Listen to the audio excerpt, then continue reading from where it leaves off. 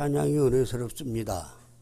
핸드폰 세대의 찬양도 들었고 늘어진 테이프의 찬양도 들었고, 하나님께서는 사랑하는 자녀들이 하나님 앞에 찬양을 할 때에 다 기뻐하시고 좋아하신 줄로 믿습니다.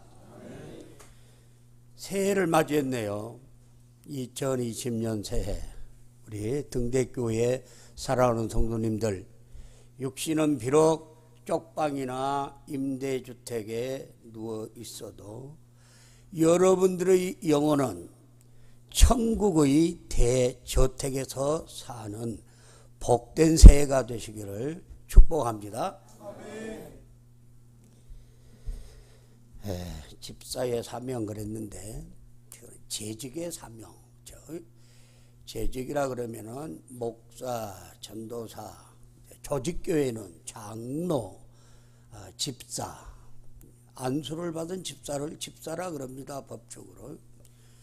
이제 그냥 교회에서 안수받지 않고 세운 집사를 서리 집사 그래요. 그런데 우리나라에는 서리 집사가 돼버리고, 이 임명을 한 집사는 안수한 집사는 안수 집사 뭐 이렇게 부르는데, 본래 안수 집사가 집사고 서리 집사는 그냥 서리 집사입니다. 그 다음에 뭐 권사님, 전도사님 다 서리 집사를 포함해서 교회 재직이 되는 거예요. 네? 실은 재직의 사명이야. 오늘 말씀의 제목이 더 맞습니다. 근데 우리 등대교회는 이제 서리 집사님들만 있죠. 목사님, 전도사님, 그 다음에 서리 집사님들, 또 구역장들도 다 재직입니다. 그랬을 때 교회는 집사들의 봉사와 희생을 발판으로 삼아서 발전하고 성장해 왔어요.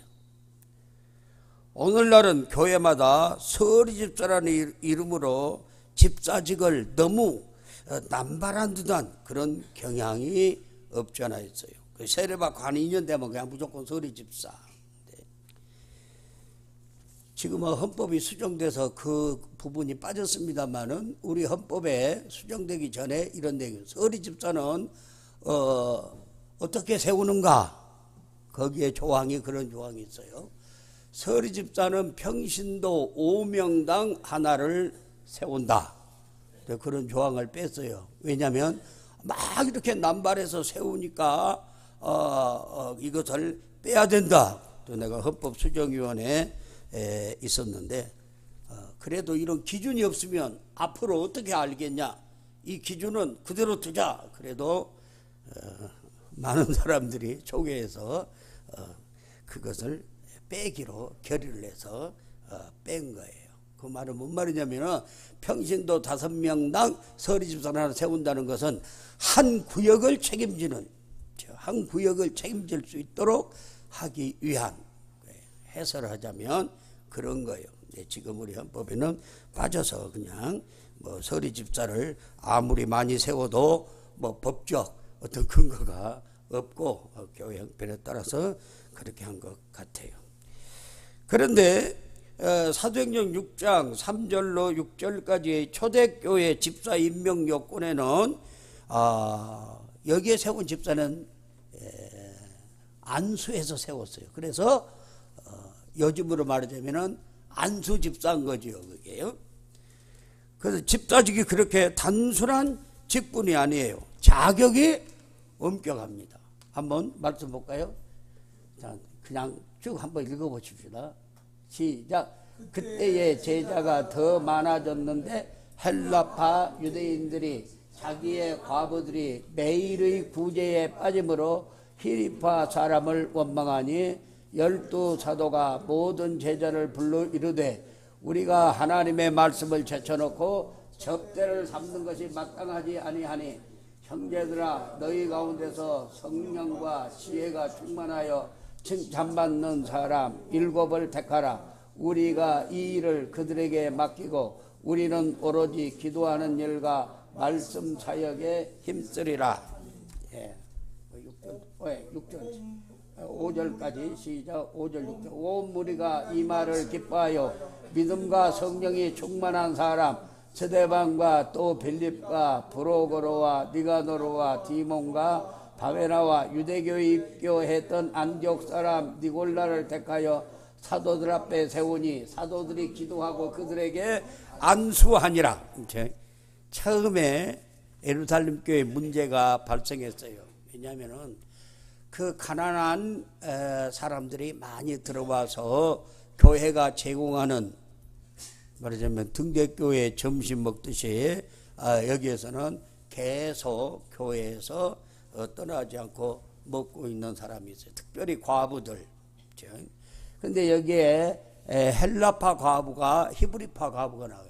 이 말은 바로 히브리어를 쓰는 사람이 히브리, 이제 본토에 있는 과부들이에요.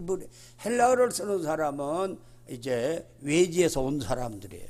그래서 문제는 구제가 빠졌다. 이 헬라파 사람들 구제가 빠졌다. 그래서 문제가 생겨서 그래서 제자들이 이 많은 사람들을 우리가 이렇게 직접 음식을 나누고 음식을 만들고 이런 일은 우리가 너무 힘들다.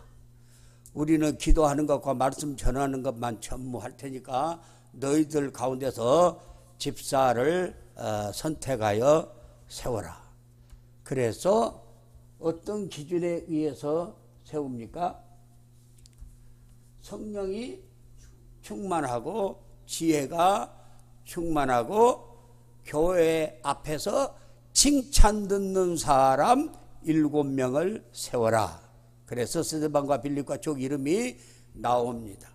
그래서 그냥 아무렇게나 집사 세운 거 아니에요. 물론 요즘에 서리 집사를 막 세우는 경향이 있지만 그러나 이런 교회들은 다 그 내규가 있어갖고 서리 집사를 세우되 예배 출석을 잘하는가, 또 이런 교회에서 여러 조직 부서에서 활동을 잘하는가, 또한 하나님 앞에서 헌금 생활을 잘하는가, 이런 것들을 다 살펴보고 세우는 거예요.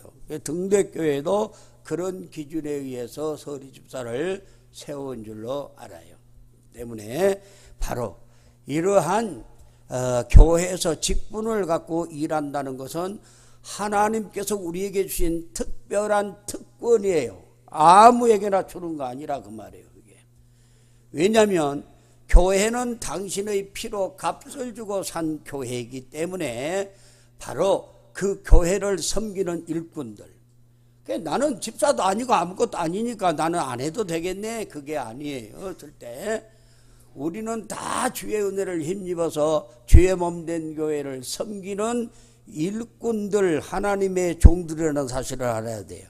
그렇지만 교회를 통해서 이러한 직분을 받은 사람을 앞장서는 일꾼들이라 그 말이에요. 앞장서서 모본이 되고 덕이 되고 이렇게 앞장서서 온 교회를 섬기라고 하나님이 특별히 세워주신 직분을 감사함으로 받고 적극적으로 일해야 된다는 사실을 기억하시기 바랍니다. 과연 집사들에게는 어떠한 사명이 있는지 우리가 함께 살펴보고, 사명을 하고 싶으면 하고 하기 싫으면 말고 그러는 게 아닙니다. 사명은 하나님께서 이렇게 하라 그랬으면 그것을 생명 걸고 감당하는 거예요. 너 일하면 너 죽어? 그래, 나는 죽어도 한다. 이것이 사명이라 그 말이야. 하기 싫으면 간두고. 그렇죠? 선교사가 사명을 받아서 선교지에 갔으면 생명을 걸고 일하는 것이라 그 말입니다. 그렇죠?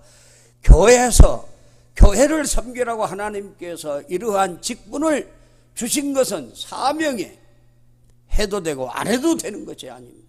내 생명 걸고 이 일을 감당함으로 하나님께는 영광이 되게 하고 섬기는 교회는 하나님이 기뻐하시는 교회가 되도록 우리가 최선을 다해 섬기는 것이 바로 사명이라는 사실을 잊지 말아야 합니다. 교회 재직들은, 특별히 집사님들은 담임 교역자를 도와야 돼요.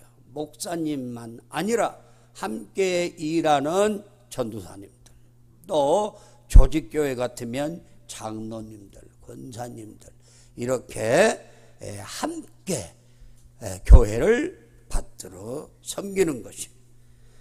사도시대, 즉 성경에서는 집사직에 대한 언급이 별로 나타나지 아니에요. 사도시대는. 그때는 이제 교회가 예루살렘 교회로 붙어서 오순절 이후에 출발을 하죠. 그래서 각 흩어진 성도들이 교회를 세우고 하는 그때에 바로 이러한 교회의 직분들이 생겨나요.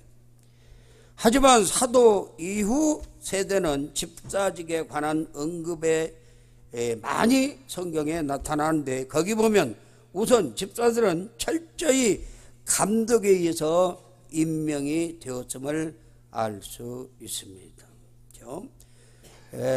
디모데전서 3장에 보면은 거기에 감독을 이런 사람을 세워라, 감독에 대한 자격이 나와요. 그리고 감독이 어떤 일을 해야 될 것을 감독으로서의 직무가 나와요. 감독은 오늘날로 말하자면 목사와 장로가, 우리 장로교회 같은 경우 거기에 포함이 돼요. 그 다음에 집사, 이와 같이 집사들도 이렇게 집사의 그 자격과 할 일이 나와요. 구체적으로. 그래서 가정에서는 이렇게, 사회적으로는 이렇게 해야 된다. 이렇게 교회에서는 이렇게 해야 된다. 이런 내용들이 나오고 있습니다. 그래서 말씀에 보면 우선 집사들은 철저히 감독에 의해서 임명이 됐어요. 주로 감독들을 보호하는 일을 했어요. 감독을 보조하는 일을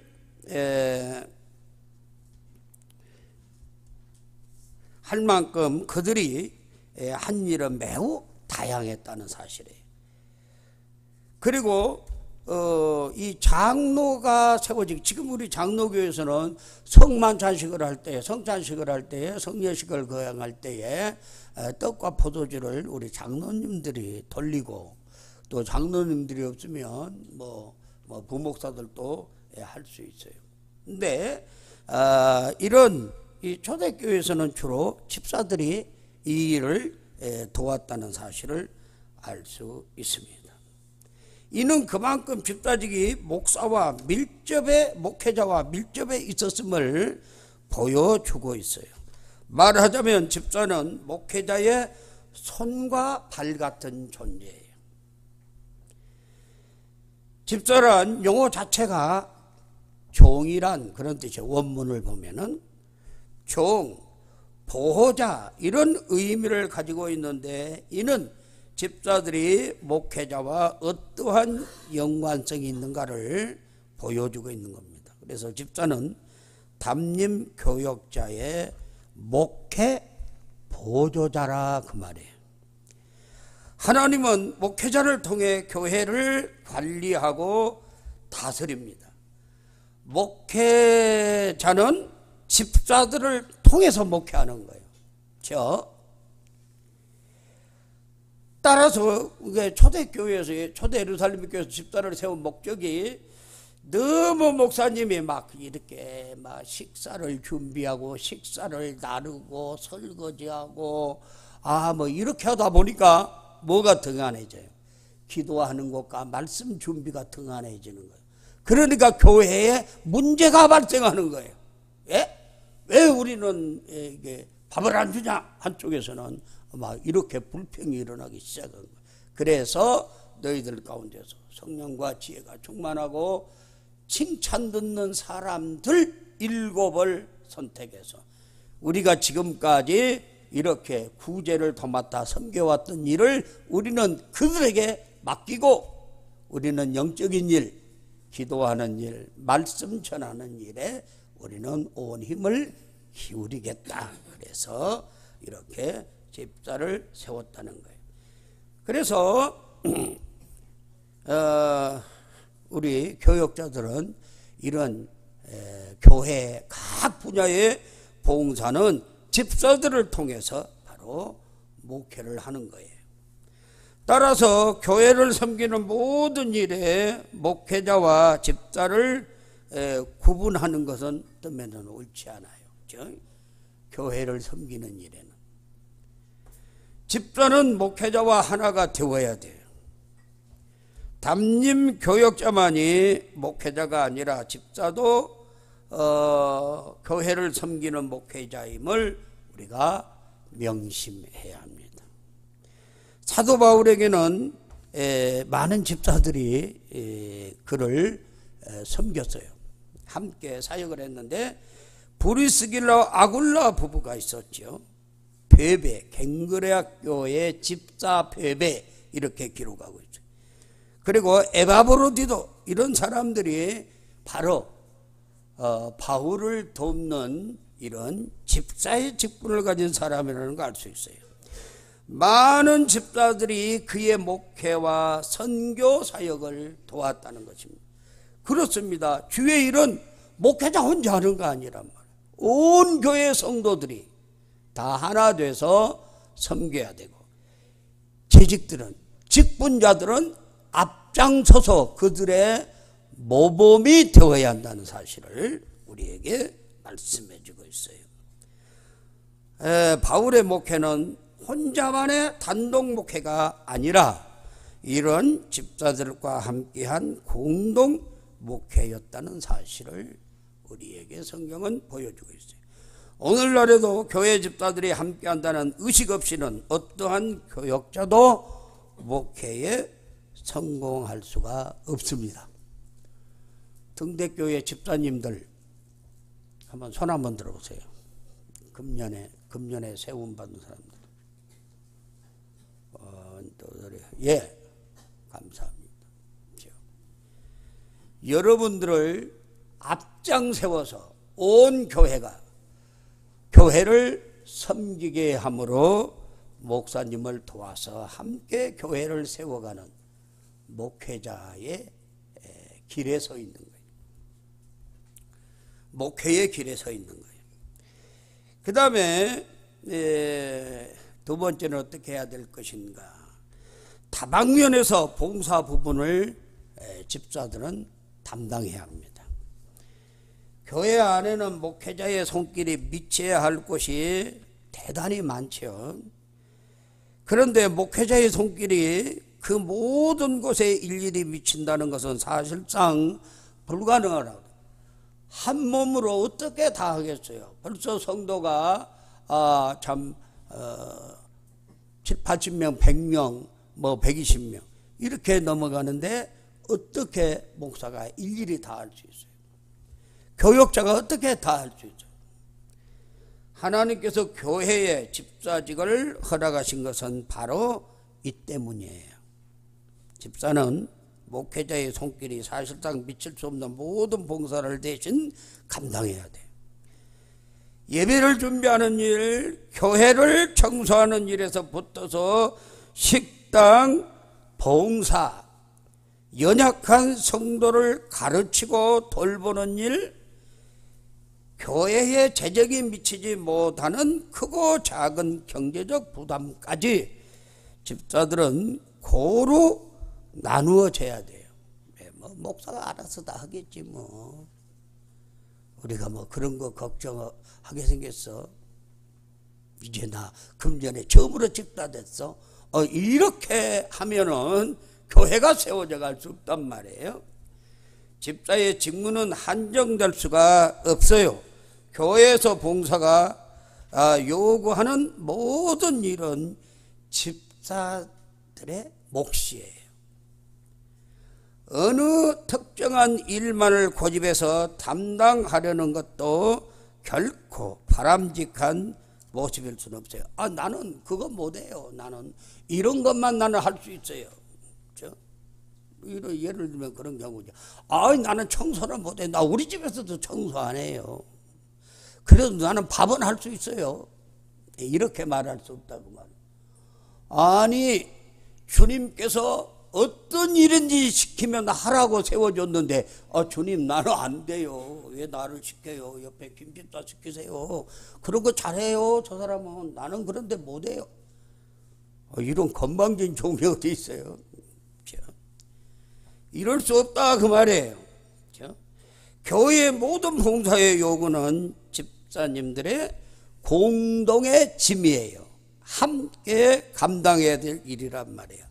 그러므로 교회의 그 협의와 명령에 따라서 경우에 따라서는 원치 않는 일일지라도 기꺼이 감당해야 돼요. 왜 그럴까요? 예수님께서 십자가를 향하여 나갈 때 기꺼운 일은 아니었지요. 예수님도 십자가 앞에서 뭐라고 겟세마네도 기도해요. 주님, 할 수만 있으면 나에게 이것 좀 면하게 해주세요. 할 수만 있으면 좀 내게서 면하게 해주세요. 이렇게 기도를 3번씩이나 했어요. 그러면서 마지막 기도는 그러나 저의 원대로 마시고 아버지의 원대로 되기를 원하나이다. 그런 기도가 진정한 기도예요. 이 일은 제게 좀 맡기지 말고 아무게 좀 보고 하라 그러세요. 나는 정말로 이건 나 하기 싫어요. 이럴 수 없다 그 말이야. 주님이 십자가를 앞에 놓고 한 기도하면, 주님, 저는 별로 할 마음이 없지만 그래도 주님이 제 갖고 하기를 원한다면 제가 그 일을 하겠습니다. 이것이 주 예수를 믿고 십자가를 지고 주님의 뒤를 따라가는 성도의 모습이에요.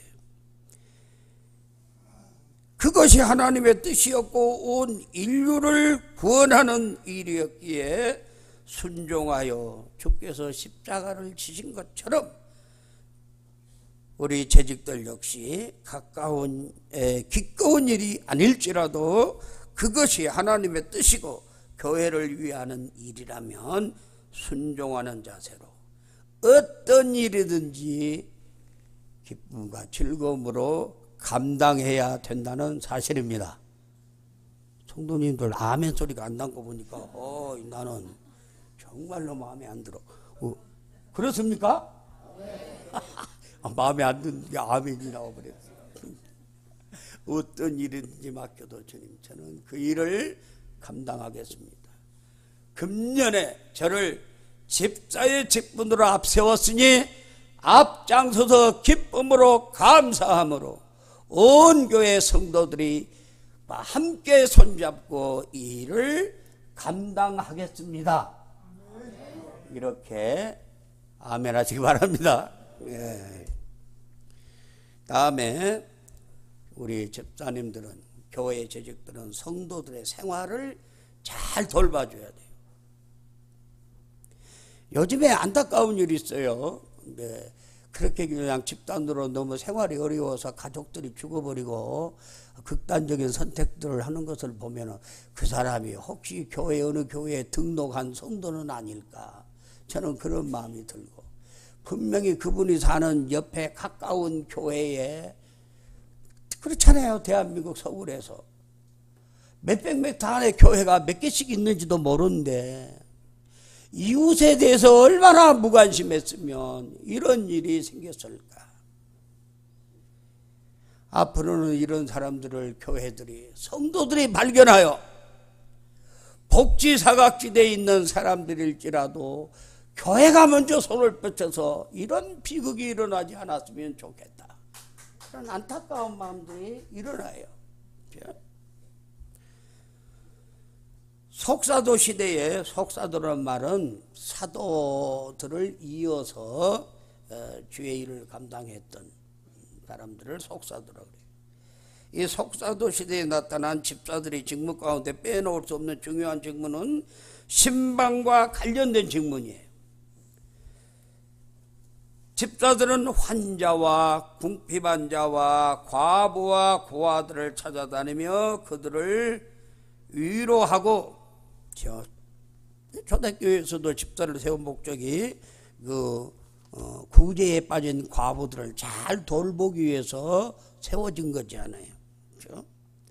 그래서 이런 사람들을 찾아다니면서 그들을 위로하고 그들이 처한 상황을 목회자에게 소상히 알려주어서, 집사 개인이 할 수 없잖아요. 한두 사람이 할 수 없는 이런 목회자에게, 목사님에게 알려서 교회가 즉각 필요한 조치를 취할 수 있도록 도운 거예요. 목회와 목회 관리에 있어서 실상 이보다 중요한 일은 없어요. 전 하나님의 약물이지 않아요. 그러면 양들이 다 건강하면 얼마나 좋겠어요. 사고 없이 잘 자라면 얼마나 좋겠어요. 그러나 그 가운데는 연약한 양들이 있고 병든 양도 있을 수 있고 잘못에 다쳐서 쩔뚝거리는 양도 있을 수 있잖아요. 이런 것들을 잘 보살피는 거예요. 그러니까는 목사만 목자가 아니고 작은 목자들이 되어야 된다 그 말입니다. 교회 여러 재직들, 특별히 우리 집사님들, 물론 우리 장로교회 헌법에는 장로들이 신방을 하게 돼 있어요. 사실 말해서 장로가 몇 명이나 돼요. 장로님들이 모임에 얼마나 안 나온 줄 알아요? 노회에서도 총대로 해서 벌써 6개월 전에 다 보고해놨는데, 1년 전에 보고했는데 총대도 안 나와요. 회원인데, 총대 회원인데. 물론 장로님들이 바쁘겠지요. 사업에 바쁘고 여러 가지 바빠서 그러겠지만은 그래도 주께서 그 일을 맡겼으면 그 일 해야 되잖아요. 총회도 총대로 나가잖아요. 노회에서 장로 총대로. 장로들이 안 나와요. 안 나와. 그러니 언제 개교에 신방을 하고 목사한테 보고하는 장로가 있겠지만은 그런 장로님들이 아주 찾아보기 힘들 것으로 생각돼요. 그러니까는 그 부분을 누가 해야 돼요? 권사님들이 해야 되고, 집사님들이 해야 돼요. 우리 이웃에 가장 가까운 사람, 아무개 집이 그가 지금 많이 아파요. 그걸 어떻게 목사가 다 알겠어요? 일일이 다 보고를 해줘야죠. 이런 사람이 있어요. 우리 이웃에. 우리 교회에 등록을 해서 그동안 교회를 안 나왔지만은 이 사람이 지금 너무 생활이 어려워요. 이런 사실들을 교회가 알려줘야 된다고 말이에요.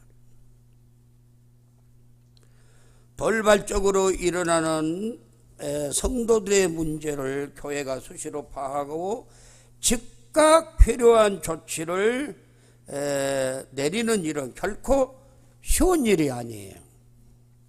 하지만 집사들이 생활의 진교를 통해서 수시로 성도들의 일을 보고한다면 그렇게 어려운 문제는 아니에요. 성도들뿐 아니라 우리의 믿지 않는 이웃들은 우리들이 전도해야 할 대상이잖아요.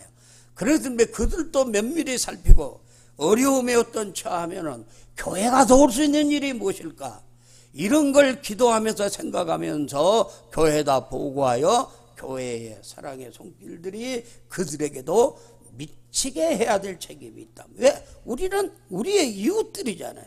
바로 옆집에 살고 뒷집에 살고 저 아래층에 살고 위층에 살고 옆동에 살고. 특히 집사는 생활의 내밀한 친교를 통해서 연약한 성도들에게 발생할 수 있는 신앙의 문제를 미연에 방지할 책임이 있어요. 신앙 성장에 도움을 또한 주어야 돼요. 약한 성도들에게는. 주의해야 할 사항은 성도 간의 친교에는 인간인 거라 잘못하면 파당을 만들고 문제를 발생케 하는 역기능도 만만치 않아요. 그냥 조언, 지네들끼리 친한 사람들끼리만 한 패거리가 돼갖고 자기들하고 별로 안 친한 사람을 이렇게 왕따를 시킨다든지 이런 일도 있어요.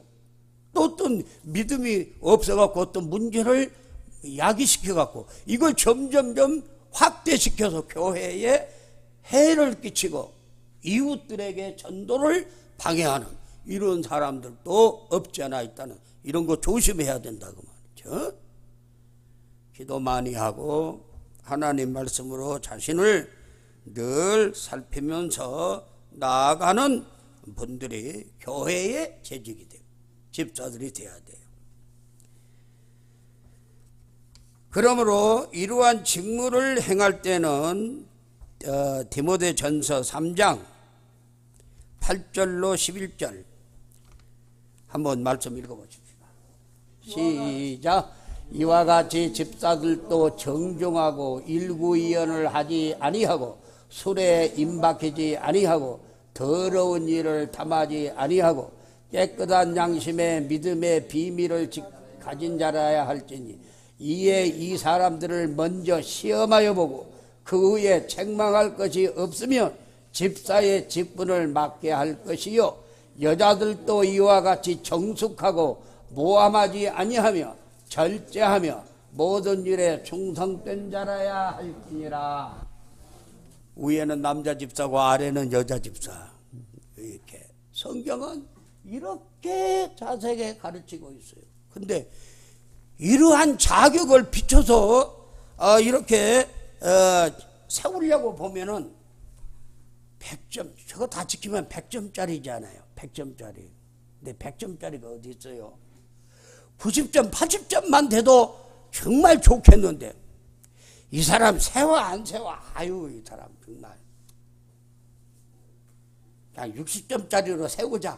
관악 직전에 60점짜리로 세우자. 그 어떻게 해야 되겠다? 아니 나 같은 것이 이렇게 집사가 됐으니까 어떻게 안 돼야? 이러면서 하나님 앞에 기도하고 저 사람은 내가 볼 때 90점, 저 사람은 최소한 85점, 80점. 근데 나는 60점 들뚱말뚱한데 내가 집사가 됐으면 어떻게 해야 돼요?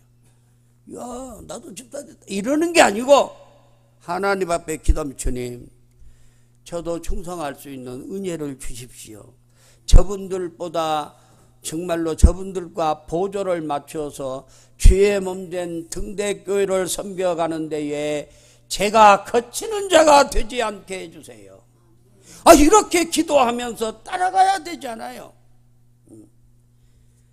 그러면 얼마나 하나님이 기뻐하시는 주의 몸된 교회를 굳건히 세우는 일꾼이 되겠는가 그 말이에요. 우리 등대교회 성도님들 다 그런 일꾼 되시기 바랍니다. 자기가 100점짜리가 돼서 일꾼으로 세운 줄 알고 나 집사 먹었다. 무슨 교회 집사가 무슨 계급장 당근 줄 알고 말이야. 이런 사람들이 많이 있다니까요. 등대교회는 없는데 저 옆에 교회 많어. 그런 사람들 보니까. 온누리교회도 없지요. 그런 사람들. 끝으로 집사는 복음을 전해야 돼요. 초대교회 집사들은 처음에 구제를 위해 선택된 것 같지만 스데반 집사는 복음을 전파하다가 어떻게 했어요? 스데반 집사 성경 통독 어디까지 읽었어요? 창세기부터 읽었어요? 구약부터 어디까지 읽었어요? 와, 많이 읽었네요. 거기서 끝이면 안 돼요. 계속 이어가야 돼요. 스데반 집사는 복음을 전하다가 순교했잖아요. 사도행전 7장 보니까. 그렇죠? 빌립은 사마리아에 가서 복음을 전했어요. 사마리아 얼마나 싫어한 동네예요. 유대인들이. 이디오피아 네시가 예루살렘에 왔다가 가는데 만나서 그에게 복음을 전하고 세례를 줬잖아요. 그리고 가이사라에서 복음을 준 것으로 기록하고 있어요. 가이사라에서는 그의 딸들이 있었는데 다 성령 충만했고 막 예언당하고 빌립 집사. 그래서 복음을 전했어요. 당시에는 가이사라 항구가 유명한 항구에 로마로 통하는. 이는 그들이 집사직을 내팽개치고 복음 전파에 전념한 것이 아니라 집사직에도 복음 전파의 직무가 있음을 우리에게 보여주고 있어요. 나는 교회에서 봉사하고 섬기고 뭐 이러는데 내가 뭐 복음 내가 전해야 돼? 아니에요. 복음 전파의 사명이 있다는 겁니다. 집사님들에게도. 그리고 그들이 복음 전파에 거의 전념하다시피 한 것은 복음 증거 직무가 집사의 직무에서 얼마만큼 큰 비중을 차지하고 있는 걸 알 수 있어요. 전도자요, 집사가. 전도자, 순교자, 스데반, 전도자, 빌립, 별명이.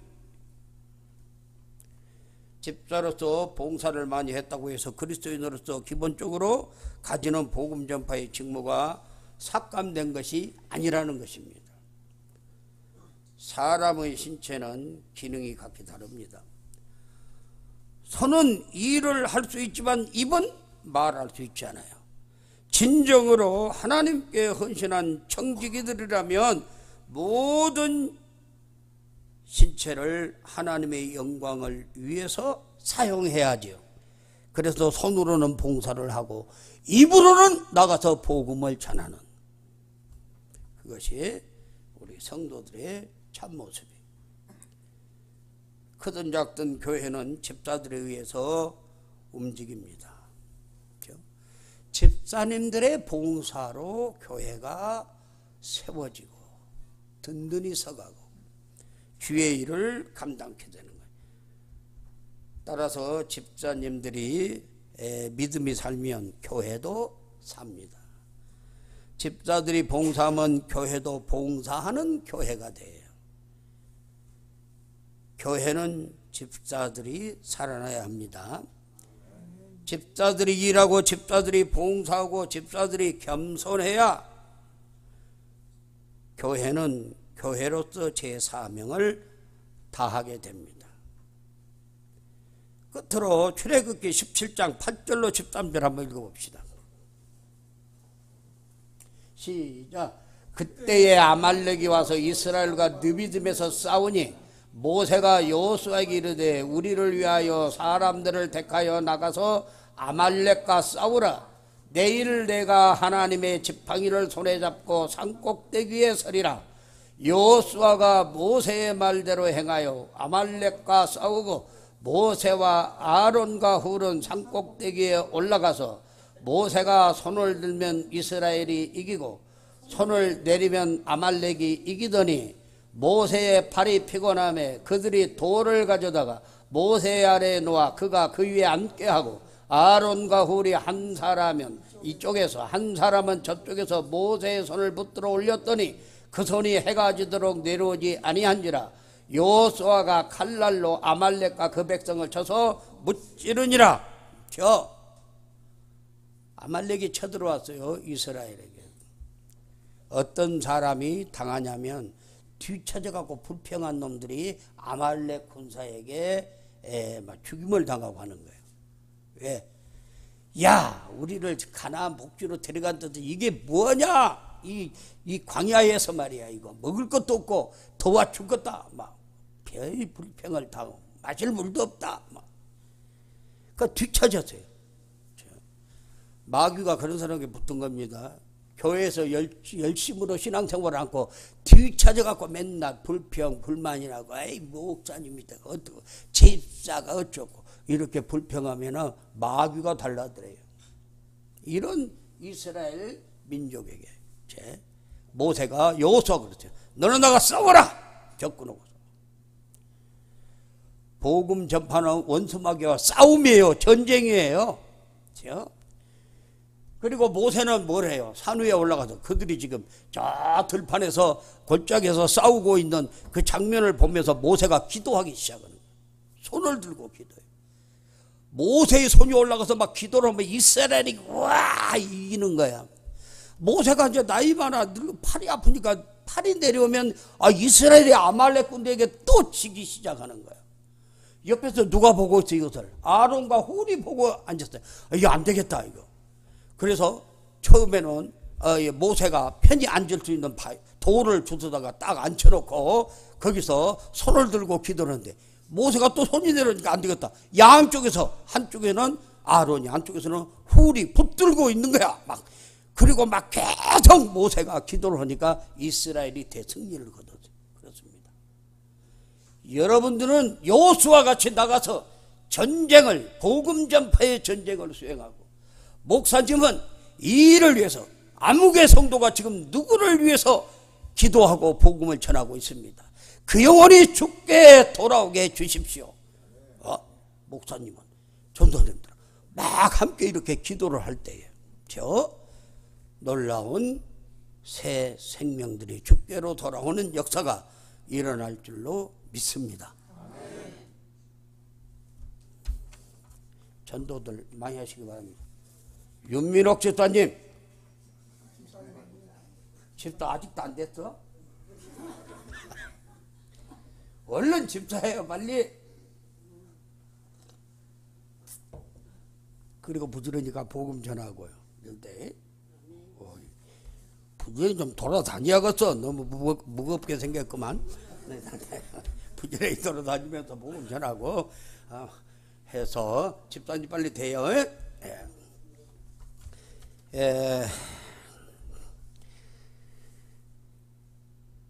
겸손히 주의 몸된 등대교회를 섬기는 등대교회 모든 재직들 집사님들이 다 되시기를 주의 이름으로 축복합니다.